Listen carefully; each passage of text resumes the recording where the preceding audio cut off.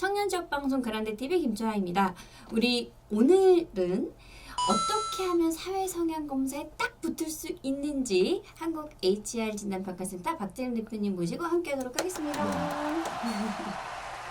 저희 저번 주에는 사회성향검사 같은 걸 한다. 조직생활 잘 하는지 못하는지 평가한다. 그래서 과잉비난, 과잉인정욕구, 과잉무기력, 과잉의존, 잘못된 신념, 편파 이런 거 다 떨어질 수 있다라고 이야기해 주셨고 오늘은 붙는 방법 알려주신다고 했거든요. 네.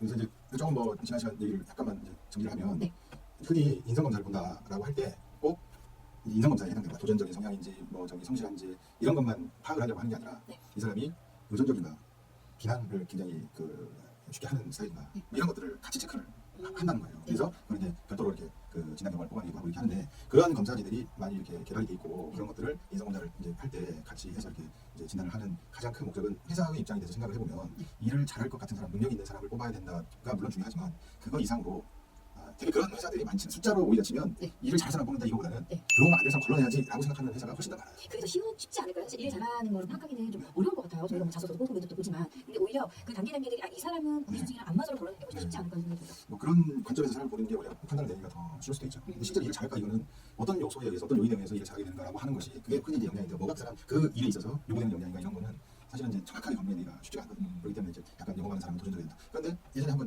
어떤 책이 나왔었는데 굉장히 유명한 책인데 오랜 동안 그 실험을 해보니까 도전적이고 이런 건 전혀 영어하는데 상관이 없다. 이런 건 나오거든요. 오히려 꼼꼼하게 고객한테 정보를 자세하게 주고 설명을 잘하고 이런 사람이 그냥 영어 잘한다. 도전적이고 뭐 적극적으로 다가서고 이런 거 전혀 무관하다. 이런 결과들도 굉장히 많아요. 그래서 일을 잘할 것 같은 사람을 걸러내야지라고 하는 것은 매우 적극적으로 이렇게 사고하는 거지만 현실적으로 훨씬 더 많은 거는 조직에 들어오면 정말 문제가 될 것 같은 사람. 이게 골치 아프거든요. 이게 그런데 들어오면 내버릴 수도 없고 뭐 이러니까. 그래서 현실적으로 그리고 앞으로 가면 갈수록 이 능동성 검사, 반사성 검사에 대한 수요라든지 이런 것이 굉장히 지금 증가 추세에 있다라고 하는 것도 말씀드리고 이제 오늘 이제 말씀을 드리려고 하는 거는 그러면 어떻게 답을 해야 되는가라고 하는 거잖아요.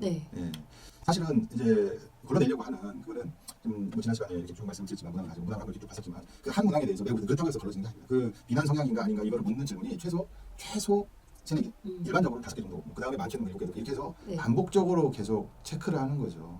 거기에 늘 계속 그렇게 응답을 하는가 이걸 봐가지고 이제 이 사람이 과잉인가 아닌가 이런 것들을 판단하는데 그거 역시 어떤 준거 데이터 이게 한 5만 명의 준거 데이터와 비교를 했을 때 이 사람의 표준 분포 상에서의 위치값이 어디에 가 있는가 해서 표준 분포는 지금 이 그림에서 보시는 것처럼 이렇게 가운데가 이제 볼록하게 올라와 있는 이런 정규 곡선을 그린다라고 하는 게 이제 표준 분포인데 여기에서 과잉이다라고 하는 것은 아주 극단 그 상위 극단의 뭐 0.1 그 프로테이지는 이제 그 저기마다 좀 다르지만 뭐 1% 2% 이렇게 이제 거기에 들어가는 사람은 이거는 과잉이다라고 해서 이제 떨어지는 겁니다.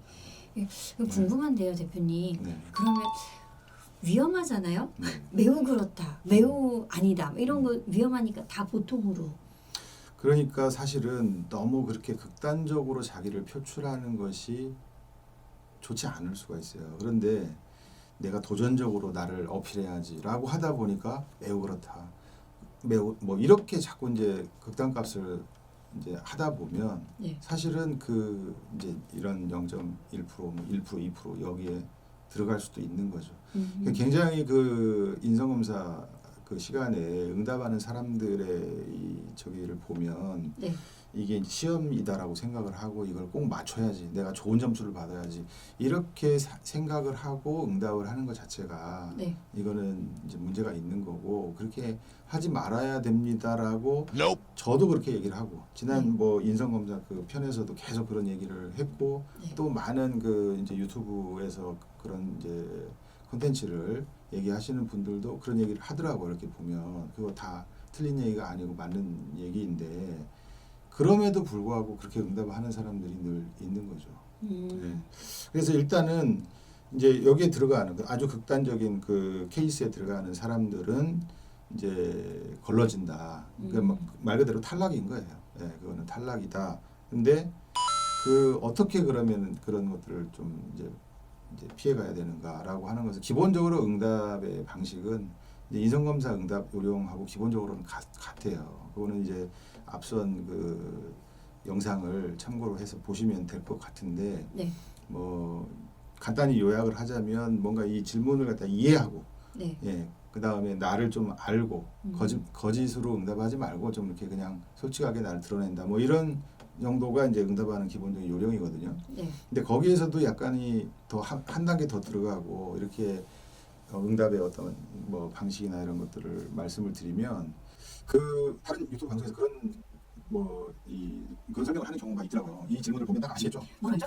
이게 뭘 묻고 있는지 아시겠죠? 딱 보면 네. 그렇게 그 제2 원칙이 겁니다. 여러분 그 인성 검사를 할 때도 그렇고 면접을 할 때도 그렇고 어떤 식의 평가 장면에 내가 들어갔을 때 나를 평가하고 있는 사람을 만만하게 보면 안 돼요. 그 면접관을 만만하게 보면 안 돼요. 이 사람이 어디에서 이렇게 이 학습을 하고 그 인터넷 공간에 나와 있는 그 일을 하고 있구나. 그거 한두 명 면접 보는 게 아니기 때문에 3, 4일에 걸쳐서 면접을 쭉 보면 바로 전날 응답하고 질문했던 것이 그 다음날 아니면 오후 시간에 다 그거를 이제 그 질문이 뭐가 나왔다는 걸 알고서 막 들어가요. 그러면 그거 얘기하면 이쪽에서는 기분 좋겠지 않나요? 그렇게 응답을 한다거나 이렇게 해가지고는 이게 좋은 평가를 받기가 어려운 거죠. 마찬가지로 이 질문을 갖다 이렇게 던질 때 이 질문이 뭐를 물어보는 것이다라고 암시를 하면서 내지는 드러내면서 질문을 한다. 이거는 모든 검사에 잘못된 거예요. 그건 X예요, X. 네, 그렇게 질문을 하는 경우가 없어요. 그리고 굉장히 혼동하기가 쉬운 거죠. 네. 그래서 나는 인정받고 싶다. 나는 인정받아야지 맞다. 이런 것도 이걸 읽어보면 말 그대로 이것만 보면 나는 어느 경우에든 인정받아야 된다. 이런 거를 그래 인정받고 나 자존감을 드러내야지. 이렇게 자꾸 질문의 어떤 숨은 뜻 저희를 갖다가 스스로 자꾸 자기가 판단하려고 해서 응답을 하게 되면 일관성도 무너지게 되고 그 다음에 그 질문의 그 숨은 뜻을 그렇게 쉽게 판단할 수가 없어요. 네. 그 지금 대표님께서 일관성이 무너진다라고 얘기하셨잖아요. 그 일관성이 무너지는 답변은 일단 탈락인가요? 일관성이 무너지면 그런 응답에서 제일 중요하게 보는 것 중에 하나가 거짓말을 하고 있는가 이런 것도 있고 네. 일관되게 어떤 자기 성향을 드러내고 있는가라고 하는 게 있는 거죠. 근데 어떤 질문을 갖다 쭉 해나가면서 어떤 장면에서는 굉장히 도전적인 사람을 자기가 어필하고 있고 어떤 장면에서는 자기는 굉장히 그 혼자 이렇게 앉아서 조용하고 차분한 가운데 그 전까지 앉아가지고 이런 그런 타입으로 자기를 묘사하고 있고 이렇게 되면 그게 최악이에요 사실은. 이 사람 도대체 그 어떤 그 결과값을 가지고서 이 성향, 경향성을 갖다 판단하기가 어려우면 이 사람이 튕겨져 나가게 되거든요. 알고리즘상에서. 그래서 이제 인성검사에 응답하는 것과 기본적으로는 같은 생각을 가지고 하되 거기에 질문을 이해하고 이게 응답하라가 있었잖아요. 네네. 그 질문을 이해하고 응답하라고 하는 거하고 네. 질문의 숨은 뜻을 자기가 판단하려고 하는 거는 틀린 얘기예요. 예. 그러니까 질문을 보고 이런 걸 묻고 있구나. 자기 생각대로 응답을 하시면 되는데 그러다 보면 그 질문 한 5가지 정도에 대해서 다 매우 그렇다라고 응답이 나오기는 매우 어렵게끔 그렇게 이제 구조가 돼 있죠. 근데 그거를 그렇게 응답을 하면 굉장히 과잉으로 이제 들어가게 되고 그러면은 이제 불가피하게 떨어지고 이렇게 되는 거다. 그래서 이제 이런 사회성 검사와 관련해서는 근데 이제 그 지원자분들한테는 어려운 게 어떤 게 사회성 검사 문항인지를 모르니까. 그렇죠. 그러니까 이런 거는 속편하게 그냥 솔직하게 응답을 하고 그 다음에 유의해야 될 거는 질문이 뭐를 묻고 있구나라고 자기 혼자서 판단하지 마라. 그렇게 판단해가지고 올바르게 그거를 찾아내는 경우가 그 가능성이 그렇게 높지 않다는 겁니다. 그래서 질문은 이해해야 돼. 네. 이 질문의 숨은 의도는 이거일 거야 라고 추측해서 답하지 말고 좀 있는 그대로 솔직하게 좀 답변을 해줘라. 그렇죠. 그러면 어찌됐건 주거 데이터에 표준값은 내가 들어간다. 되게 우리가 주변에서 이렇게 보면 거의 없잖아요. 간혹 있어요 이상한 사람들. 거의 없지만. 거의 없는데 이렇게 진단을 하면 늘 그런 사람들이 등장을 해서 많게는 18%, 적게는 1%, 이런 게 그런 과잉 범위 안에 들어가고 또 이제 측정하려는 요소가 여러 가지 있다고 말씀드렸지만 기타 성향, 무기력증, 우울증 성향 이런 것들 좀 있잖아요. 그 인정력, 과잉 인정력 이런 것들이 많이 있기 때문에 그런 거에 어떤 것에 한두 가지 이렇게 과잉으로 이렇게 나와도 그 사람들 탈락이거든요. 과잉으로 내가 막 나를 너무 막 나 뭐 있어빌리티나 좀 있어 보이지 막 이러면서 좀 의도 파악해서 너무 과잉으로 매우 그렇다 이렇게 하지는 말아달라라고 마지막으로 또 말씀해 주셨습니다. 그리고 이제 한 가지 그 전체적으로 본인을 이렇게 이제 포장하려고 해서는 안 된다라고 하는 겁니다. 자기를 그냥 약간 이게 결국 이제 같은 얘기인데 좀 자기 자신을 이렇게 어떤 경향성을 가진 사람 정도로 해서 뚜렷하게 내가 그런 걸 드러내겠다 정도로 그냥 이렇게 응답을 해야지 내가 막 엄청나게 나는 불굴의 투지를 갖고 있는데 이런 식으로 내가 나를 이렇게 막 아주 적극적으로 포장하게 이렇게 하면 오히려 역효과가 나올 수가 있다라고 합니다. 그래서 어떻게 보면 그런 부분도 있을 것 같아요. 인성검사나 사회성향검사나 검사를 하기 전에 본인이 어떤 사람인지를 좀 아는 것도 되게 중요할 것 같고요.